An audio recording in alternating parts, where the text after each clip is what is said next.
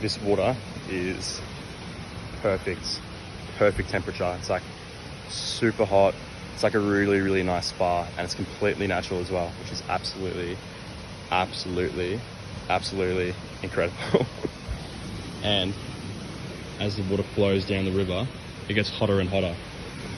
And I think my theory is that